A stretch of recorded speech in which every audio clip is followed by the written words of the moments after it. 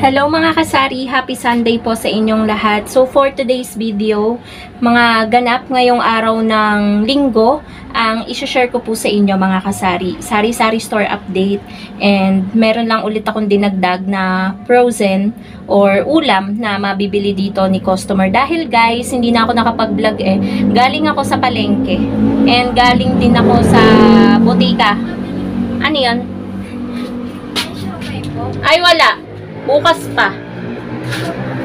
So, ayan po mga kasari, meron lang pong mga nagsibilihan, kaya inuna po natin yung mga customer syempre.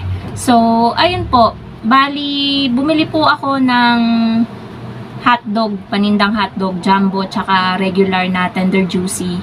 At the same time, yung tinubo nun, nakabili naman ako guys ng 1 kilong longganisa na hinati-hati ko. Nirepak-repak ko na din para kapag may bumili, 'di ba? Hindi na hassle na tsaka ko lang pagbubukod-bukurin. Ganon din guys yung ginagawa ko sa hotdog. Nagre-repack na ako ng sa isang balot, may 2, may 1, may 3, may 4. Para kapag may bumili kunwari ng 3, kukunin ko na yun na sa isang plastic labo na 3 yung laman. Ganon yung teknikan ko guys, lalo sa hotdog. Ang hirap kasi kapag nanigas guys yung hotdog na paninda natin. Lalo kapag tayo nagmamadali, 'di ba? Ang hirap noon, parang bato 'yun pag hiwa-hiwalay natin. Kaya bago ko ilagay sa rep, kapag bagong pamili, nire-repack ko na siya, nilalagay ko na siya sa plastic labo ng tagi-ilan.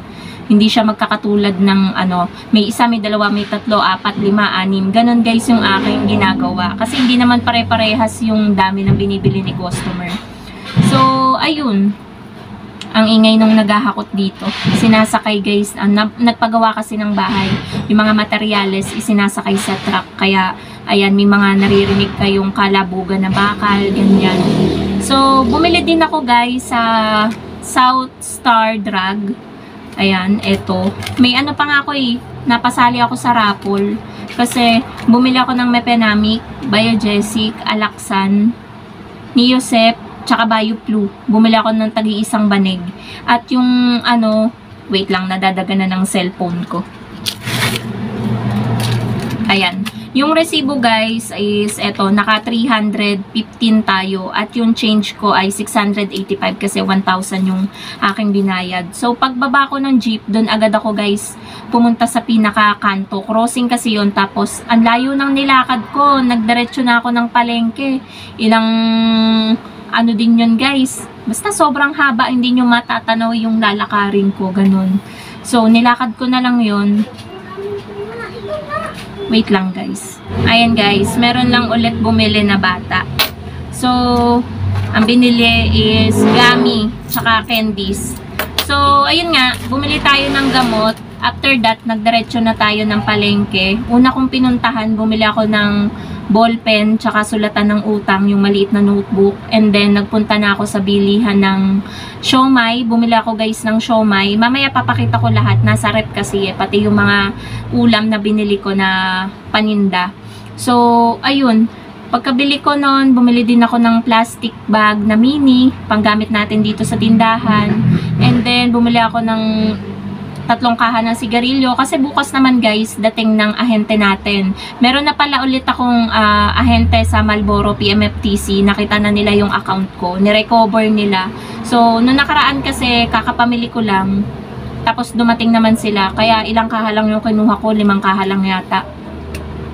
And then dating din ng JTI tomorrow, kaya hindi na ako bumili ng sobrang dami sa palengke. Ano yun? So, I'm back mga kasari at pasensya na, pahinto-hinto na naman ulit ang ating vlog. Hindi na naman maganda yung vlog natin.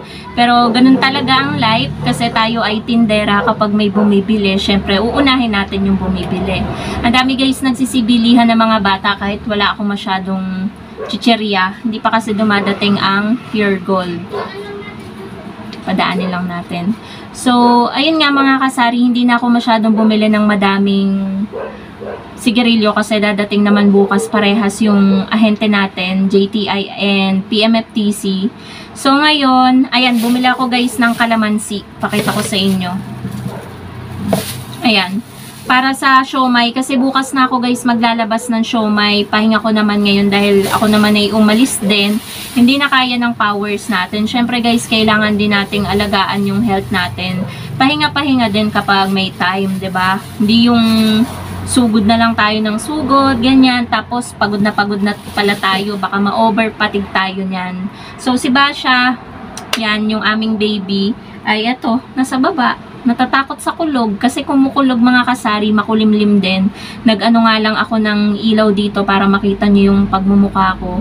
So ngayon ipapakita ko sa inyo mga kasari yung mga narepa ko na pinamili ko sa loob ng freezer. Ayan guys, bago ko ipakita sa inyo yung mga frozen na nirepa ko kanina, sobrang daming mga nagpapa-Gcash mga kasari. Actually, mag-start na sana ako ipakita sa inyo kanina. Bigla namang merong nagpapa-cash in ng 300 pesos. So, dito nakapwesto si kuya. Kakaalis lang niya. And, naka-ready guys yung ano natin, oh. Ito yung kaha natin ng Gcash. So, nakabuka yan lagi dyan. Safe naman yan guys kasi always close naman yung ating gate. At hindi yan alam ng mga dumadaan kung paano ino-open. So, eto na guys yung mga frozen na nirepack ko. Ito yung ating siomai na binili ko. Bumili din ako ng pang-ulam na manok. Imamarinate ko pa yan mamaya. And eto guys yung dinagdag ko, longganisa. Bali, pumatak siya ng nasa 100 pesos ang puhunan. 17 pieces. Ibebenta ko siya ng 9 pesos ang isa. Ang tutubuin ko nasa 50 pesos din. Tapos ito, meron tayong jumbo at regular na tender juicy. Nirepack ko din siya. Alam nyo guys, ayan o, isa. Merong isa ulit. May dalawa. Ganyan yung technique ko. May tatlo. Nirerepack ko na siya para kapag may bumili is hindi na po ako mahihirapan na kumuha. Pipiliin ko na lang kung ilang peraso yung binibili ni customer. So, ayan, meron tayong yellow. Kahit guys makulimlim, ayan, makikita nyo sa labas. Close na natin to. Kahit makulimlim mga kasari, mabenta po ang yelo ngayon. Kaya po tayo ay may nakareserba na dito. Kapag naubos po yun nasa freezer, meron na tayong panlagay ulit. So, kaninang umaga ko to pagka-open ng tindahan ginawa.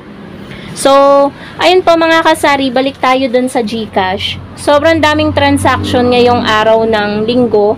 Kahit nga mga kasari kanina sa biyahe, nung nakasakay ako sa jeep, nagchat-chat yung kapatid ko, merong nagpapa-cash in ng 1K, merong nagpapa-load. So, habang nasa biyahe ako, hindi ko rin nakita yung daan kasi sobrang busy ako mga kasari. Meron pang nag-text na laging nagpapa-cash in sa akin, nagka-cash out naman ng 12,500. Kaso pagdating dito, 11:30, mag-11:30 ako dumating. So, sabi ko, nandito na ako kasi sabi niya, i-text ko daw siya kapag nandito na ako. So, nung pagdating naman dito mga kasari, ang kinash out na lang ay 10,500. Nabawasan na. Pero okay pa rin naman guys, 'di ba? Magkano pa rin yung tubo natin doon? 210 pesos. Tapos meron pang nagpa-cash out ng 5K. Sobra kokota na naman tayo ngayong araw ng linggo mga kasari. Pakita ko sa inyo yung transaction ko dito. Syempre, 'di ba, may record tayo. Yung iba guys, hindi ko pa nare-record. Ayan, 1 PM yung pinakahuli.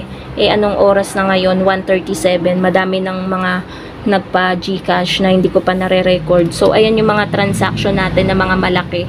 Merong 5K, merong 10,500, 'di ba? Mas malaki guys nung nakaraan. As in, sunod-sunod.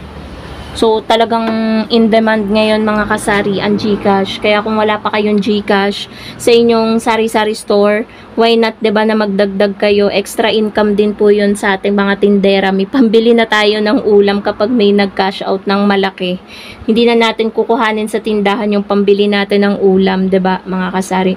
Yung iba nga, iniipon nila guys yung 1 month na tubo nila sa Gcash, tapos doon nila kinukuha lahat ng expenses nila, lalo na yung bayarin sa tubig at kuryente. So, napakalaking tulong po talaga na may Gcash po tayo. Ako naman guys, yung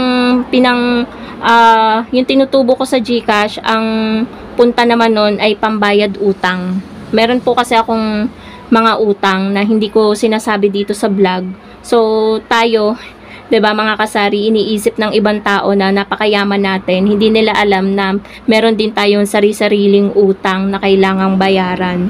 So, ayun po mga kasari, yun lang po yung mga ganap ngayong araw ng Sunday dito sa Sari-Sari Store. Busy ang ate nyo ngayong Sunday. Syempre, wala tayong katuwang ngayon mag-isa lang tayo. So, ayun po mga kasari. Thank you so much for watching and happy selling po sa inyong lahat. Bye guys!